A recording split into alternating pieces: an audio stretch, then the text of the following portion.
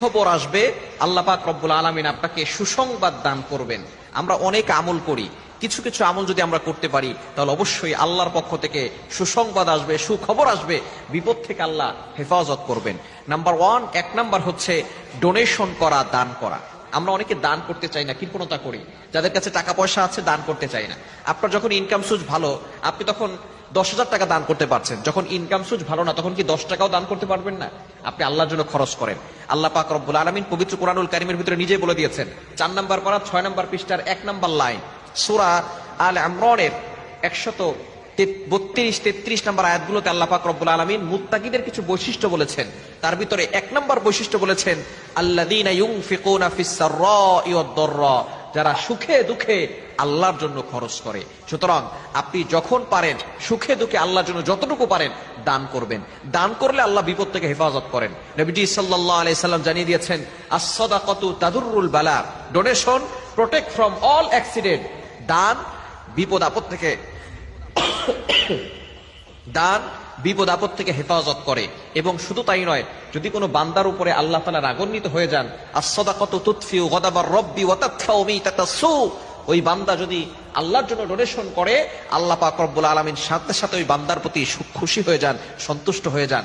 দান করলে জীবনে বরকত আসে, বিপদ আপদ থেকে হেফাজত করেন, আল্লাহ তাআলা সুসংবাদ দান করেন। 2 নাম্বার হচ্ছে আপনি ইস্তেগফার বেশি বেশি পড়বেন, ক্ষমা প্রার্থনা আল্লাহর কাছে বেশি বেশি করবেন।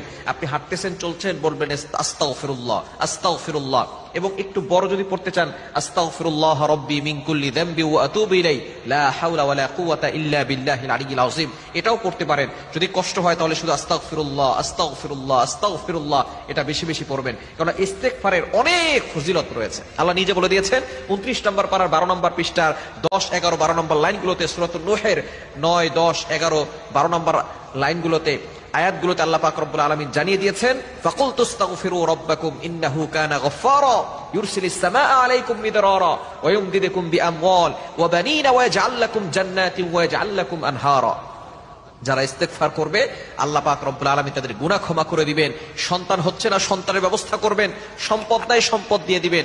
শুধু তাই নয়, আল্লাহ তাআলা জান্নাতের ব্যবস্থা করবেন, জাহান্নাম থেকে মুক্তির ব্যবস্থা করবেন। সুতরাং 2 নাম্বার কাজ হচ্ছে আপনি বেশি বেশি করে ইস্তেগফারের আমল করবেন। 3 নাম্বার হচ্ছে আপনি আল্লাহর কাছে কায়মন বাক্যে দোয়া করবেন। আপনি সব সময় আল্লাহর কাছে চাইবেন, আল্লাহর কাছে বলবেন। কারণ আমাদের এমন একজন প্রভু আছে যার কাছে চাইলেই তিনি খুশি হয়ে যান। দুনিয়ার মানুষের কাছে বারবার চাইলে মানুষ নারাজ হয়, কিন্তু আমাদের এমন একজন রব আছেন যার কাছে চাইলেই সেই রব খুশি হয়ে যান। যে যত বেশি চায় আল্লাহ তাআলা তাকে তত বেশি ভালোবাসেন। সুতরাং এই 3টি কাজ করলে আল্লাহ তাআলা অবশ্যই সুখবর দান করবেন, চতুর্দিক থেকে সুসংবাদ আসবে, বিপদ থেকে আল্লাহ হেফাজত করবেন। আল্লাহ তাআলা আমাদের সকলকে এই 3টি আমল করার তৌফিক দান করেন।